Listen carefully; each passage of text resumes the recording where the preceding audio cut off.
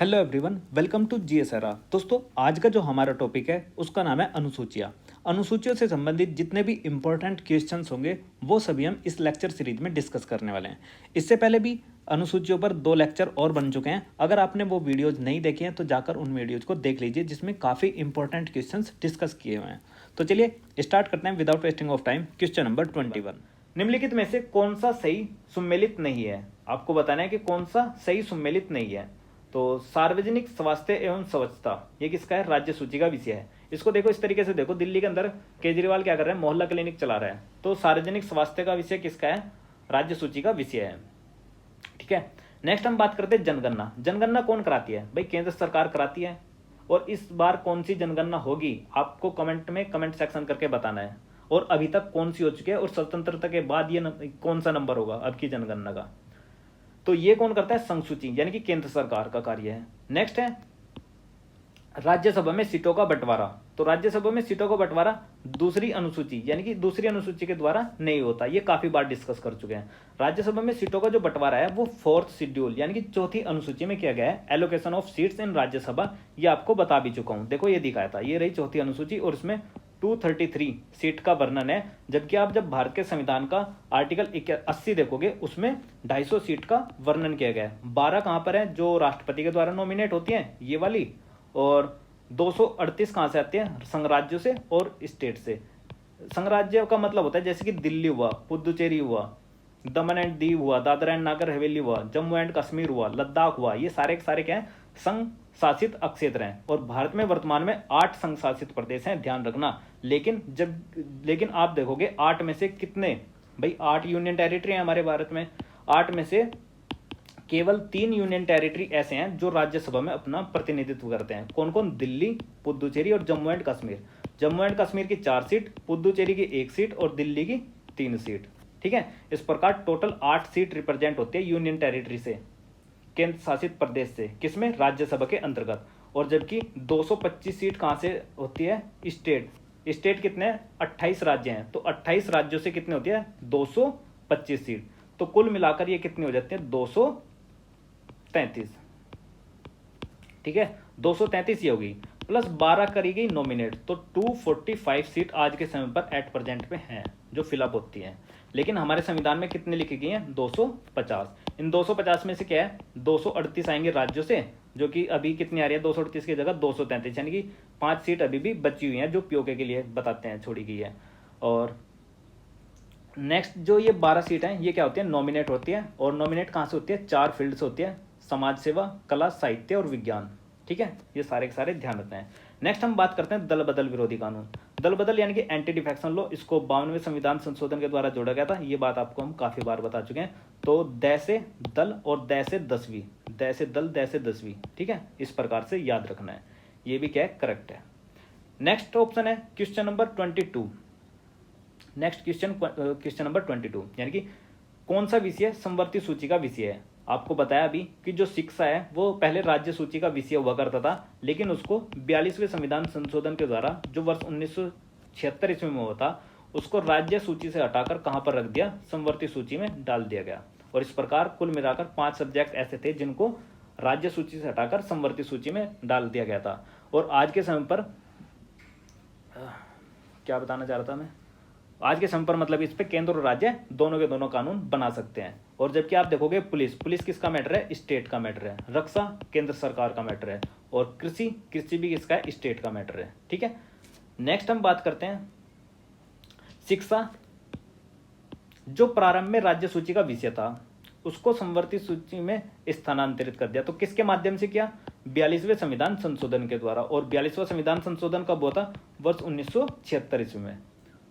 और 44वां संविधान संशोधन कब हुआ था? 1978 ईस्वी में। अगर आपके देखो कभी याद नहीं रहता कि 42वां संविधान संशोधन कब हुआ था, 4 और 2 6, तो 1976, और 4 और 4 8, यानी कि 1978। इस प्रकार से भी आप याद रख सकते हो।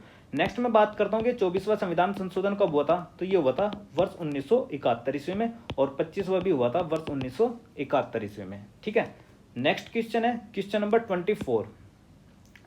भारतीय संविधान के किस संशोधन में वनों को राज्य सूची से समवर्ती सूची में स्थानांतरित कर दिया था? तो 42वें संविधान संशोधन के द्वारा किया गया था। क्वेश्चन नंबर 25, भारत के संविधान के अंतर्गत विषय तथा संबंधित सूची के बारे में ये लिखे गए हैं, नीचे युग्म है, तो निम्नलिखित में से कौन सा युग्म सही नहीं है? तो जो वन है, वन अभी बताया कि संवर्ती सूची का विषय है। शेयर मार्केट संवर्ती सूची का विषय है नहीं। देखो जो शेयर मार्केट है ना, शेयर मार्केट पर केवल संघ सूची यानी कि वो संघ सूची का विषय है, उस पर केवल और केवल केंद्र सरकार ही कानून बनाती है। नेक्स्ट है, अब तो मतलब कि यही बस इसमें मिसमैच बताना था, तो ये वाला ऑप्शन हो जाएगा, option B is the right answer. Next हम बात करते हैं डाकघर बचत किसका विषय है? संघीय सूची का है। जन स्वास्थ्य किसका है? राज्य सूची का विषय है। क्वेश्चन नंबर 26, सूची फर्स्ट को सूची सेकंड के साथ में सम्मिलित करना है। देखो केंद्र सूची का काम क्या है? केंद्र सूची का काम क्या है? जनगणना करना, यानी कि ए का थर्ड, और ए का थर्ड है ऑप्शन ए में ही, यानी कि option A is the right answer. ठीक है। नेक्स्ट हम बात करते हैं राज्य सूची। राज्य सूची में बताया था कि पुलिस और सार्वजनिक व्यवस्था दोनों के दोनों राज्य सूची का विषय है। नेक्स्ट हम बात करते हैं संवर्ती सूची, जो जनसंख्या नियंत्रण और परिवार नियोजन है, ये किसका विषय है? संवर्ती सूची का विषय है। नेक्स्ट अवशिष्ट शक्ति यानी कि अवशिष्ट विषय, इसके अंतर्गत आ जाएगा अंतरिक्ष अनुसंधान। देखो जो अवशिष्ट विषय हैं ये वो विषय होते हैं जो केंद्र, राज्य और संवर्ती सूची में मेंशन नहीं किए जाते। ठीक है, मतलब इनमें नहीं है ये सारे के सारे विषय। अवशिष्ट शक्तियों में जो कानून बनाने की पावर है वो केवल सेंटर यानी कि केंद्र के पास में है। आर्टिकल 248 में संसद को यह शक्ति प्राप्त है कि वो अवशिष्ट विषयों पर कानून बना सकती है। तो option A is the right answer. Next question number 27, भारतीय संविधान के निम्नलिखित में से कौन सा प्रावधान शिक्षा पर प्रभाव डालते हैं? देखो मैं इसका सीधा आंसर बता रहा हूं आपको, option D is the correct answer of this question. हम डिस्कस करते हैं इसको। चलो देखो राज्य के नीति निर्देशक तत्व हैं, इसके अंतर्गत आर्टिकल 45 आपको देखने को मिलेगा जो एजुकेशन से संबंधित है। नेक्स्ट हम बात करते हैं ग्रामीण एवं शहरी विकास निकाय। ठीक है, इसमें भी क्या मिलेगा आपको देखने को मिलेगा। 7वीं अनुसूची में अभी बताया कि 42वें संविधान संशोधन के द्वारा जो आर्टिकल 243 पढ़ोगे ना 6 से रिलेटेड, वो इसी में है। और जो 7वां अनुसूची है, 7वीं अनुसूची अभी बताई कि जो 42वां संविधान संशोधन है उसके द्वारा राज्य सूची का विषय था, फिर उसको कहां पर रख दिया गया? संवर्ती सूची में रख दिया गया 1976 ईस्वी में। ठीक है, ये भी है। और ऐसी 5वीं और 6ठी अनुसूची में भी आपको देखने को मिलेगा कि जो इनडायरेक्टली या डायरेक्टली शिक्षा पर क्या करते हैं? प्रभाव डालते हैं। तो option D is the correct answer.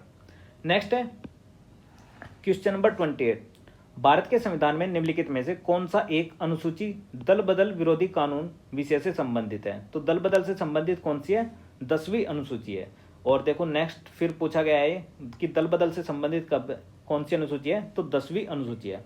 देखो काफी इंपॉर्टेंट क्वेश्चन है एक, वैसे तो बहुत ज्यादा इजी हो गए अब आपको लग रहा होगा कि यार इजीली कर पा रहा हूं मैं, लेकिन ये जब एग्जाम में बैठते हो ना बहुत ज्यादा टफ लगने लग जाते हैं, क्योंकि पढ़े हुए नहीं होते सब।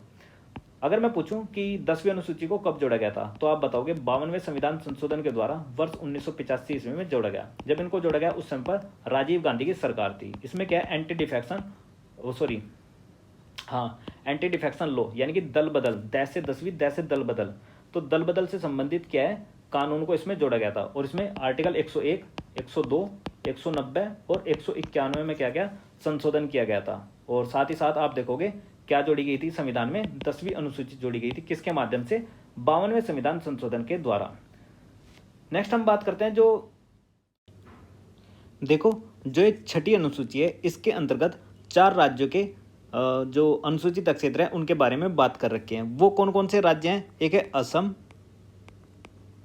दूसरा उसके नीचे पड़ने वाला मेघालय, और तीसरा है तीनों ओर से घिरी हुई बाउंड्री है जिसकी बांग्लादेश से, जिसका नाम है त्रिपुरा, और चौथा है मिजोरम। इन 4 राज्यों के बारे में प्रावधान कहाँ पर है?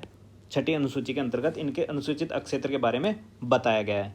नेक्स्ट क्वेश्चन हम डिस्कस करते हैं। देखो कहाँ पर है ये? असम, मेघालय, त्रिपुरा और मिजोरम। देखो ये रहा असम की लोकेशन, ये रहा असम, यानी कि ये सारा का सारा एरिया। ठीक है, रुको, देखो ये रही असम की लोकेशन, ये सारी की सारी। इसके नीचे पड़ता है मेघालय। ठीक है, मेघालय किसके नीचे है? असम के। फिर ये 3 ओर से घिरी हुई आकृति है त्रिपुरा की। ठीक है, ये रहा देखो बांग्लादेश, और बांग्लादेश के 3 ओर से घिरी हुई आकृति किसकी है? त्रिपुरा की है। फिर चौथा स्टेट है मिजोरम। यानी कि अगर मैं वैसे इस तरीके से नहीं याद रखता, मैं एक लाइन ड्रॉप करता हूँ कि ऐसे ये वाला एरिया सारा का सारा क्या है? 6ठी अनुसूची में आने वाला एरिया है। जैसे कि अगर मैं इस मैप में बात करूँ तो तो इस मैप में ये इस तरीके से सारा एरिया कितना होगा, ये 6th शेड्यूल में आएगा। ये वाला असम, इसके नीचे मेघालय, भाई ये वाला असम, इसके नीचे मेघालय, और ये क्या हुआ त्रिपुरा, और ये क्या हुआ मिजोरम। ठीक है, इस तरीके से भी आप याद रख सकते हो अगर आपके लोकेशंस याद हैं। क्वेश्चन नंबर 30, भारतीय संविधान की 10वीं अनुसूची का संबंध है। तो 10वीं अनुसूची का संबंध किससे है? दल बदल विरोधी कानून से। काफ़ी बार डिस्कस कर चुके हैं। 10वीं अनुसूची का संबंध किससे है? दल बदल विरोधी कानून से। ठीक है, दल बदल प्रतिरोधी विधायन, कुछ भी आ सकता है लिखा हुआ। ठीक है, एंटी डिफेक्शन लॉ आपको याद रखना है, दै से 10वीं, दै से दल। ठीक है, अब हम बात करते हैं पंचायती राज से संबंधित। देखो जो पंचायती राज है, हमारे संविधान में एक 9वीं अनुसूची जोड़ी गई, 11वीं अनुसूची को जोड़ा गया, किसके माध्यम से? 73वें संविधान संशोधन के द्वारा वर्ष 1992 में, जिसमें क्या लिखा गया? पंचायत से संबंधित प्रावधान है।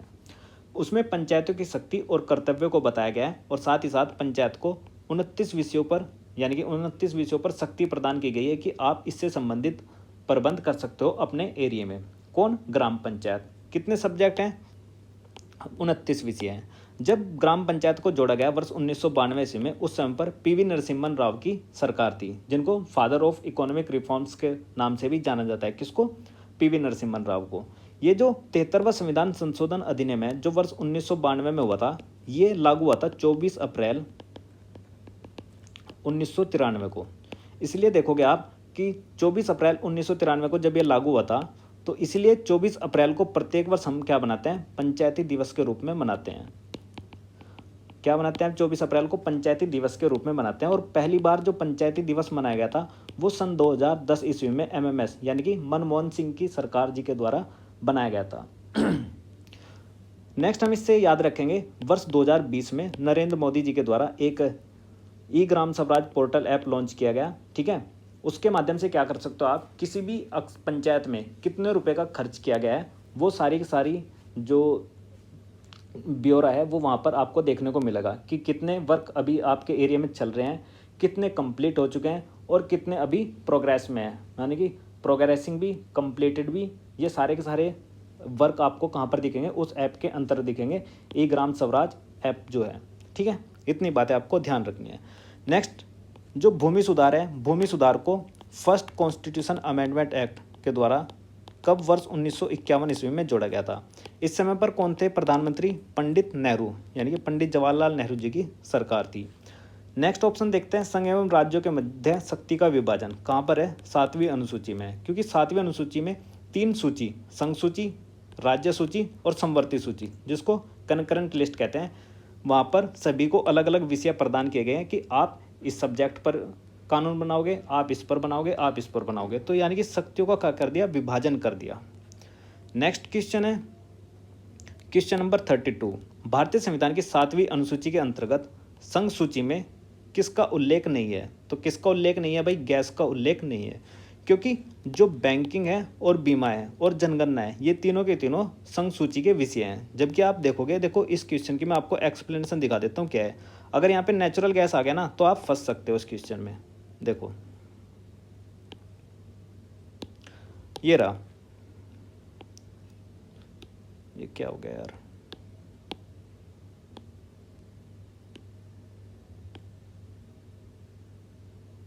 ठीक है, इस प्रकार से देखो, जो बैंकिंग, बीमा और जनगणना है, ये किसके विषय हैं? संघ सूची के विषय हैं। साथ ही साथ आप देखोगे, अगर कहीं पर प्राकृतिक गैस आ गया, प्राकृतिक गैस का जो उत्पादन का शुल्क है वो कौन लेती है? संघ सूची है, यानी कि संघ सूची का विषय है प्राकृतिक गैस का। जबकि आप देखोगे, जो प्राकृतिक गैस के विक्रय पर जो कर लगता है वो राज्य सूची में शामिल है। यानी कि अगर प्रोडक्शन की बात आएगी, उत्पादन की, तो वो क्या होगा? संघ सूची का विषय होगा। और कभी विक्रय यानी कि सेलिंग की बात आएगी, तो वो क्या होगा? राज्य सूची का होगा विषय। ठीक है, ये बात ध्यान रखनी है गैस से संबंधित। और गैस किस में आ रहा है? स्टेट यानी कि राज्य सूची का विषय है। जबकि प्राकृतिक गैस किसका है? नेचुरल गैस, यानी कि किसका है? संघ सूची से रिलेटेड। नेक्स्ट है क्वेश्चन नंबर 33, निम्नलिखित में से कौन सा विषय भारतीय संविधान की संघ सूची से संबंधित नहीं है? तो कौन सा नहीं है भाई? देखते ही बता दो एकदम से। ऑप्शन डी, यानी कि कृषि। कृषि किसका विषय है? कृषि स्टेट यानी कि राज्य सूची का विषय है, क्योंकि विदेशी मामले किस में आएंगे? कनकरेंट लिस्ट, यानी कि यूनियन लिस्ट जो होती है, केंद्र सरकार इस पर कानून बनाएगा। रक्षा के मामलों में कौन जिम्मेदारी लेती है? केंद्र सरकार लेती है कि कहाँ पर आर्मी डिप्लॉय करनी है, कहाँ पर एयरफोर्स लगानी है, कहाँ पर नेवी लगानी है, कहाँ पर पैरामिलिट्री फोर्सेस लगानी है, क्योंकि पैरामिलिट्री भी किसके कंट्रोल में होती है? मिनिस्ट्री ऑफ होम अफेयर्स के, यानी कि रक्षा मंत्रालय के। तो ये सारी की सारी, सॉरी, गृह मंत्रालय के, ठीक है। तो ये क्या है? केंद्र सरकार बताती है। और रेलवे भी किसका सब्जेक्ट है? केंद्र सरकार का ही है, यानी कि संघ सूची में आएगा। लेकिन इसमें बताना था नहीं है, तो कौन नहीं है? कृषि। कृषि क्योंकि राज्य सूची का विषय है। कौन सा क्वेश्चन था? 33। Question number 34। भारतीय संविधान की 7वीं अनुसूची के अंतर्गत राज्य सूची में किसका उल्लेख किया गया है? तो राज्य सूची में किसका उल्लेख है? रेलवे पुलिस का। Option D is the correct answer. देखो, रेलवे अगर आता है तो रेलवे है केंद्र सरकार का विषय है, यानी कि संघ सूची का विषय है। लेकिन अगर रेलवे पुलिस आया तो वो किसका है? राज्य सूची का विषय है। जबकि आप देखोगे विद्युत, वन और शिक्षा, विद्युत, वन और शिक्षा ये किसका सब्जेक्ट है? कनकरेंट लिस्ट, यानी कि समवर्ती सूची का विषय है। शिक्षा भी किसका विषय है? समवर्ती सूची का विषय है। पहले शिक्षा क्या होता था? राज्य सूची के विषय होती थी, ठीक है। शिक्षा पहले क्या थी? राज्य सूची का विषय था। लेकिन इसको 42वें संविधान संशोधन के द्वारा वर्ष 1976 ईस्वी में राज्य से हटाकर कहाँ डाल दिया? समवर्ती सूची में शिफ्ट कर दिया। नेक्स्ट है क्वेश्चन नंबर 35। निम्नलिखित में से कौन सा राज्य सूची में है?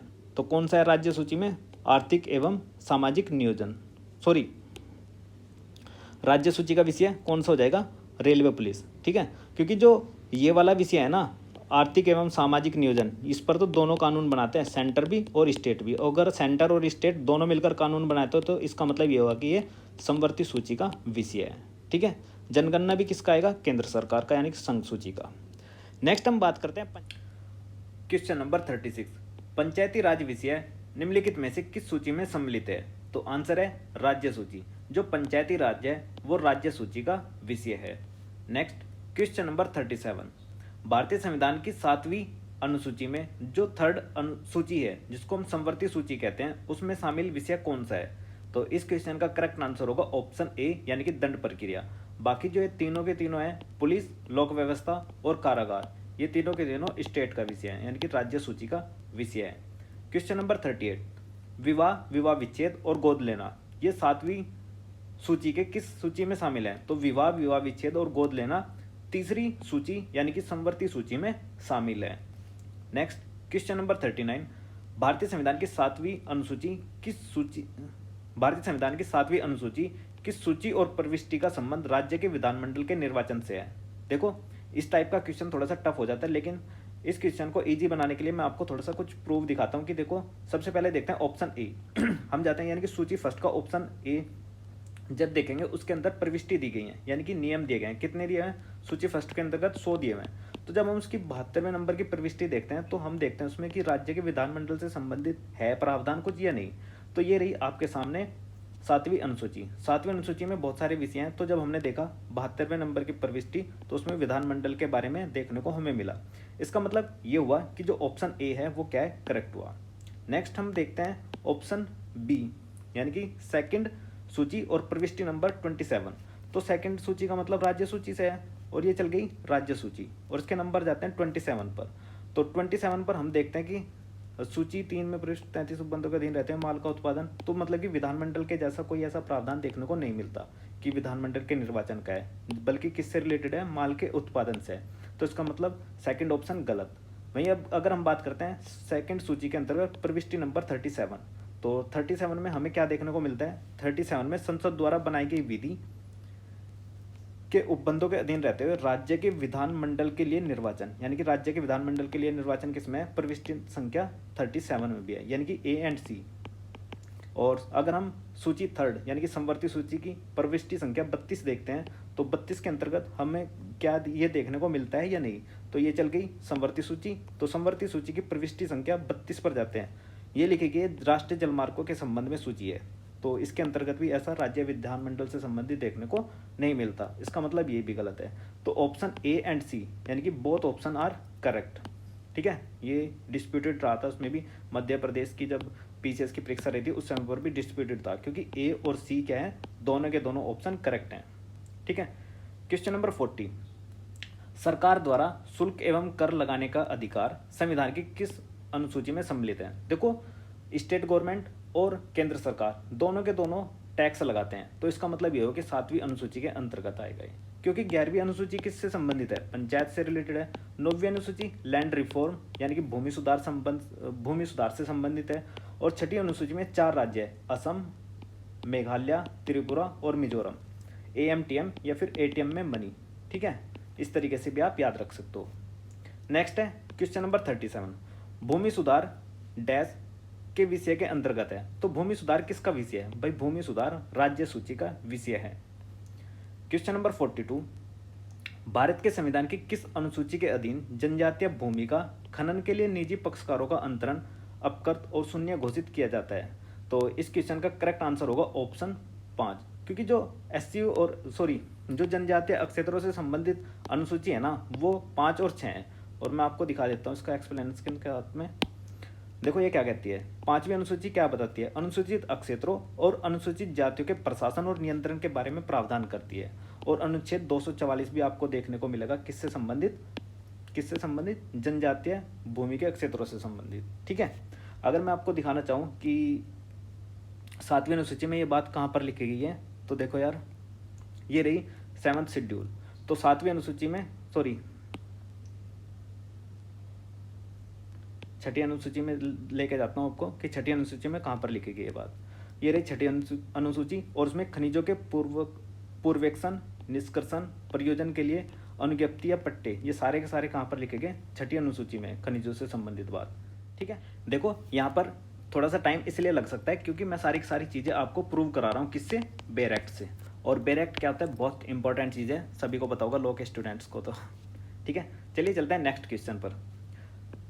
भारत के संविधान की किस अनुसूची में राज्यों के अनुसूचित क्षेत्रों के प्रशासन और नियंत्रण के बारे में प्रावधान है। तो किस में है भाई, 5वीं अनुसूची में है। और अगर मैं 6ठी अनुसूची की बात करूं तो 6ठी में 4 राज्य आते हैं, असम, मेघालय, त्रिपुरा और मिजोरम।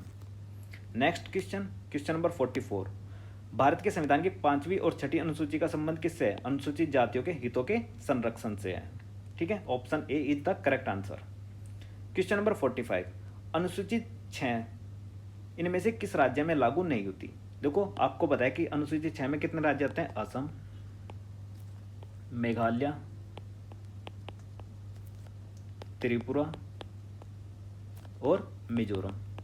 तो अब देख लो इसमें से कौन सा नहीं है, असम में भी हो रही है, मेघालय में भी हो रही है, त्रिपुरा में भी हो रही है, किस में नहीं हो रही, मणिपुर में। तो option D is the correct answer. Next है क्वेश्चन नंबर 46, 6ठी अनुसूची की राज्य दिए गए हैं तो किस किस में लागू होते हैं। देखो option B is the correct answer, direct लगा रहा हूँ क्योंकि मेघालय भी है इसमें, त्रिपुरा भी है, मिजोरम भी है, क्या नहीं है, असम। तो यानी कि ये ऑप्शन क्या है, करेक्ट। नागालैंड नहीं है इसमें, ऑप्शन डी इसलिए इनकरेक्ट हो जाता है। अरुणाचल प्रदेश भी नहीं है, और उत्तराखंड, मणिपुर, झारखंड इनमें लागू नहीं होती, इनमें किसी में नहीं होती। तो 6ठी अनुसूची का संबंध किससे है, असम, मेघालय, त्रिपुरा और मिजोरम, 4 राज्य याद रखने हैं। क्वेश्चन नंबर 47, 6ठी अनुसूची के प्रावधान किससे संबंधित है, त्रिपुरा से भी हैं। ठीक है, त्रिपुरा से हैं, option A is the right. यही पूछा है कि कौन सा है। ध्यान रखना, जो नागालैंड है, नागालैंड भारत का 16वें नंबर का राज्य बना था, और कब बना था, 1962 ईस्वी में। और जो सिक्किम था, सिक्किम भारत का 22वें नंबर का राज्य बना था, कब बना था, देखो हुआ क्या था, एक 35वें नंबर का कॉन्स्टिट्यूशन अमेंडमेंट एक्ट किया गया था 1974 ईस्वी में, किसके द्वारा, मैडम इंदिरा गांधी जी की सरकार के द्वारा। जब इंदिरा गांधी जी सरकार के द्वारा 35वें नंबर का संविधान संशोधन किया गया वर्ष 1974 ईस्वी में, तो सिक्किम को हमने सह राज्य यानी कि प्रोटेक्टेड स्टेट का दर्जा दिया था। अब प्रोटेक्टेड स्टेट का दर्जा देने के बाद में हमने अपने संविधान में आर्टिकल 2A और शेड्यूल 10 को जोड़ा था। ठीक है, कब, जब इसको हमने सह राज्य का दर्जा दिया। लेकिन ठीक नेक्स्ट ईयर यानी कि 36वां संविधान संशोधन हुआ, कब, वर्ष 1975 ईस्वी में, कब, नेक्स्ट ईयर ही। और इसके द्वारा हमने क्या करा, जो इसका सह राज्य का दर्जा था वो क्या कर दिया, खत्म कर दिया, और हमने सिक्किम को क्या बना दिया, पूर्ण राज्य बना दिया। अब पूर्ण राज्य बनाने के बाद में जो आर्टिकल 2A और अनुसूची जोड़ी गई थी 10, इसको भी क्या कर दिया, खत्म कर दिया। और साथ ही साथ हमने क्या करा, 80 और 81 जो आर्टिकल हैं उनमें संशोधन किया, क्योंकि 80 बताता है राज्यसभा के बारे में और 81 बताता है लोकसभा के बारे में। अब क्योंकि ये पूर्ण राज्य बन चुका था, तो अब वहाँ पर क्या होगा, सीटों की व्यवस्था की जाएगी। ठीक है, यानी कि राज्यसभा में का क्या प्रोसीजर रहेगा उसका, और लोकसभा का किस तरीके से प्रोसीजर रहेगा, वो सारी बातें यहाँ पर बताई गई है। ठीक है, समझ आया आपको। और यहाँ पर जैसे ही मतलब कि 36वां संविधान संशोधन 1975 के द्वारा होकर ये भारत का राज्य बन गया, पूर्ण राज्य बन गया। तो यहाँ पर क्या हुआ, जो पहले चोग्याल डायनेस्टी चलती थी, यहाँ पर चोग्याल वंश का शासन चलता था, वो क्या हो गया, खत्म हो गया और यहाँ पर लोकतंत्र को स्थापित कर दिया गया था। ठीक है, तो पहले वहाँ पे लोकतंत्र नहीं था क्योंकि वहाँ पे चोग्याल डायनेस्टी एक मतलब कि पहले से ही राजा क्या करता था, राज करता हुआ आ रहे थे। ठीक है, इस तरीके की व्यवस्था थी। लेकिन 36वें संविधान संशोधन के द्वारा वहाँ पे क्या होगा, लोकतंत्र स्थापित हो गया। नेक्स्ट है क्वेश्चन नंबर 48। भारतीय संविधान की 11वीं अनुसूची निम्नलिखित में से किससे संबंधित है? तो 11वीं अनुसूची किससे संबंधित है भाई? पंचायती राज से। आपको काफी बार बता चुका हूं कि 11वीं अनुसूची को कब जोड़ा गया था? 73वें संविधान संशोधन के द्वारा वर्ष 1992 ईस्वी में, जो लागू हुआ था कब? 24 अप्रैल 1993 को। अब तो लागू मतलब याद हो गया होगा आपके। 24 अप्रैल को हम क्या मनाते हैं? राष्ट्रीय पंचायती दिवस मनाते हैं। और नगर पालिका को किसके द्वारा जोड़ा गया था? 74वें संविधान संशोधन के द्वारा। ये भी कब हुआ था? ये भी 1992 में हुआ। और लागू दोनों के दोनों कब हुए? 1993 में। ठीक है, केंद्र राज्य के संबंध कहाँ पर है? भाग 11 के अंतर्गत। देखो, अगर मैं पंचायत से संबंधित आपको कुछ बातें बताना चाहूँ तो ध्यान रखना पंचायत से क्या क्या क्वेश्चन बन सकते हैं। जो पंचायती राज संस्थाएं हैं वो 243 से लेकर 243 ओ तक आती हैं और इनको हमने 73वें संविधान संशोधन अधिनियम के द्वारा, जो वर्ष 1992 में हुआ, उसके द्वारा हमने पंचायतों को संवैधानिक दर्जा प्रदान कर दिया। और गांधी जी की एक सोच थी कि हम क्या करें गांधीवादी सिद्धांत पढ़ोगे आप directive principle of state policy में, मतलब कि जो भाग 4 है, भाग 4 को DPSP directive principle of state policy यानी कि राज्य के नीति निर्देशक कहते हैं, उसमें आर्टिकल 40 पंचायतों के गठन की बात करता है। यानी कि ऑर्गेनाइजेशन ऑफ पंचायत किससे रिलेटेड है? आर्टिकल 40 आर्टिकल 40 से रिलेटेड। अब जो DPSP है, DPSP में 4 शब्द आते हैं, DPSP, तो भाग याद रखना भाग 4 में आता है, 4 वर्ड 4 भाग। ठीक है, नेक्स्ट आपको याद रखना है कि पंचायत की संरचना के लिए सर्वप्रथम एक कमेटी बनी थी जिसको बलवंत राय मेहता समिति बोलते हैं। और बलवंत राय मेहता समिति ने अपनी रिपोर्ट दी थी नवंबर 1957 में, और उसने कहा था कि लोकतंत्र का मतलब कि विकेंद्रीकरण स्थापित करने की योजना बनाई थी उसके माध्यम से, ताकि क्या हो सके। विकेंद्रीकरण का मतलब ये है कि ताकि निचले स्तर पर भी लोगों को लोकतंत्र में भागीदारी बनाया जाए, यानी कि निचले स्तर पर भी लोकतंत्र स्थापित किया जाए। भाई वो लोग भी क्या कर सके, अपनी जो पावर का इस्तेमाल है, या फिर लोकतंत्र का मतलब क्या है कि भाई जनता का जनता के लिए जनता द्वारा शासन, वो लोग भी क्या करें, अपने यहाँ पर सरकार को चुन सकें।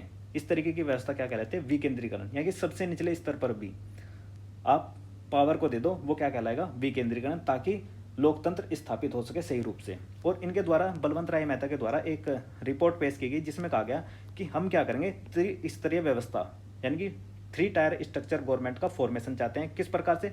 ग्राम स्तर पर ग्राम पंचायत, ब्लॉक स्तर पर क्षेत्र पंचायत और जिला स्तर पर जिला पंचायत। इस तरीके की फंक्शनिंग किसने दी थी? बलवंत राय मेहता ने दी थी। और आपको ये भी पता होगा कि सर्वप्रथम जो पंचायत राज का कंसेप्ट फॉलो किया गया था वो राजस्थान में किया गया था। तो भारत में पंचायती राज स्थापित करने वाला पहला राज्य कौन था? राजस्थान। और राजस्थान के नागौर जिले में ये व्यवस्था की गई थी। कब? 2 अक्टूबर 1959 को। और ये वो चबूतरा है जिस पर जो हमारे माननीय प्रथम प्रधानमंत्री थे पंडित जवाहरलाल नेहरू जी के द्वारा इस चबूतरे पर पंचायती राज व्यवस्था की स्थापना का भाषण दिया गया था। और आज भी देख लो ये कितना डेवलप हुआ है। तो इसका मतलब ये हुआ कि भाई ये जो कंसेप्ट लेकर आए थे ये सही तरीके से सुचारू रूप से चल नहीं पाया। इसलिए हमने क्या करा, हमने 73वां संविधान संशोधन किया और इसको क्या करा, संवैधानिक दर्जा प्रदान किया। किसको? पंचायत को। क्योंकि जो 1959 ईस्वी में हुआ था ना, ये सही तरीके से चल नहीं पाया। लोगों ने, किसी ने माना किसी ने नहीं माना। अब हमने संविधान में इसकी व्यवस्था कर दी। अब सभी लोग अपने हिसाब से नहीं चलेंगे, अब संविधान के हिसाब से चलेंगे, कानूनी व्यवस्था के हिसाब से चलेंगे। ठीक है, इससे संबंधित एक रिपोर्ट और आई थी जिसको अशोक मेहता समिति के नाम से जाना जाता है। अशोक मेहता समिति में एक बात याद रखनी है, इन्होंने द्विस्तरीय यानी कि 2 टायर स्ट्रक्चर फॉर्मेशन दिया था। जैसे बलवंत राय मेहता ने कितना दिया था? 3 टायर का, और इन्होंने क्या दिया था? 2 टायर का। दूसरी बात याद रखनी है कि इन्होंने SC और ST के लिए जो सीटों का आरक्षण था उसकी भी व्यवस्था पंचायत में की थी। नेक्स्ट, एक 1985 में GVK राव समिति बनी थी, ये याद रखनी है। और सबसे इंपॉर्टेंट 1986 में LM सिंघवी समिति ने क्या करा था? जो 1989 में राजीव गांधी की सरकार थी, इन्होंने कहा था LM सिंघवी ने कि आप क्या करिए, पंचायत राज को संवैधानिक दर्जा प्रदान कर दीजिए। राजीव गांधी की सरकार बिल लेकर आती है 64वें नंबर का, लेकिन ये राज्यसभा से पारित नहीं होता। लोकसभा से तो हो जाता है लेकिन राज्यसभा से नहीं होता। इसके बाद VP सिंह की सरकार बनी। वीपी सिंह की सरकार के द्वारा लोकसभा में सितंबर 1991 में विधेयक लाया गया और ये विधेयक 73वें संविधान संशोधन अधिनियम 1992 के रूप में जाना गया था, जो लागू कब हुआ था 24 अप्रैल 1993 को। इसलिए हम 24 अप्रैल को क्या बनाते हैं, पंचायत दिवस मनाते हैं। और पंचायत दिवस कब से मनाते हैं, 2010 से। तो इस प्रकार आप देखोगे जो 73वां संविधान संशोधन है 1992 जब हुआ, इसमें एक नया भाग 9 जोड़ा गया और इसमें 11वीं अनुसूची भी जोड़ी गई इसके माध्यम से। साथ ही साथ इसमें 29 विषय प्रदान किए गए किसको, पंचायत को, जिस पर ये क्या कर सके, कानून बना सके। ठीक है। अब ग्राम पर कुछ मतलब कि सेंट्रल गवर्नमेंट ने कुछ ये बोला कि भाई जो हम इसमें संविधान में मेंशन कर रहे हैं ना चीज़ें, वो सारी की सारी क्या करनी पड़ेगी, बाध्यकारी रहेंगी राज्य के लिए। वैसे तो पंचायत किसका विषय है, राज्य का विषय है, लेकिन आपको कुछ चीज़ें माननी पड़ेगी, जैसे कि ग्राम, ब्लॉक और जिला स्तर पर त्रिस्तरीय फॉर्मेशन आपको करनी ही पड़ेगी। और प्रत्यक्ष चुनाव यानी कि डायरेक्ट इलेक्शन होना चाहिए। जैसे कि आप अपने गाँव में प्रधान का इलेक्शन देखते हो, वो क्या होता है, डायरेक्ट होता है, प्रत्यक्ष रूप से होता है। और मतदाता कि उसका इलेक्शन लड़ेगा, जैसे प्रधान का इलेक्शन है, ग्राम पंचायत के इलेक्शन में जो भाग लेगा उसकी न्यूनतम आयु कितनी होनी चाहिए, 21 वर्ष होनी चाहिए। और मतदाता की आयु 18 वर्ष होनी चाहिए। साथ ही साथ आप देखोगे कभी कभी महिला सीटों का रिजर्वेशन भी होता होगा आपके यहाँ पे, सभी के यहाँ पे होता है। मतलब कि एक साइकिल प्रोसेस होता है कि पहले एस सी और महिलाओं के लिए आरक्षण की व्यवस्था की गई है। और महिलाओं के लिए आरक्षण का कितना, 1/3 यानी कि 1/3 आरक्षण होना चाहिए महिलाओं के लिए पंचायत में। ये व्यवस्था भी हमारे संविधान में की गई। साथ ही साथ उसका कार्यकाल 5 वर्ष का होना चाहिए। अगर कोई मतलब कि ग्राम पंचायत भंग हो जाती है तो उसका चुनाव 6 माह के भीतर करा लेना चाहिए। ठीक है, इस तरीके की व्यवस्था है। और ये देखो, ये एक फॉर्मेशन है कि किस प्रकार से मतलब कि होना चाहिए। सबसे नीचे पर ग्राम पंचायत, ब्लॉक पर पंचायत समिति या फिर अक्षेत्र पंचायत या फिर ब्लॉक पंचायत इसको बोलते हैं, और सबसे ऊपर है जिला पंचायत। ठीक है, और ये थे बलवंत राय मेहता। तो उम्मीद करता हूँ आप लोगों को ये काफ़ी पसंद आया होगा। नेक्स्ट क्वेश्चन, भारत के संविधान में 11वीं अनुसूची में कितने विषय हैं, तो कितने विषय हैं, 29 विषय हैं। तो ये था इस वीडियो का एंड। आई होप आपको ये वीडियो पसंद आया होगा। अगर आपको ये वीडियो पसंद आया तो इस वीडियो को लाइक कीजिए और अपने दोस्तों को शेयर कीजिए। तो मिलते हैं नेक्स्ट वीडियो में। Thank you for watching. GS सरा।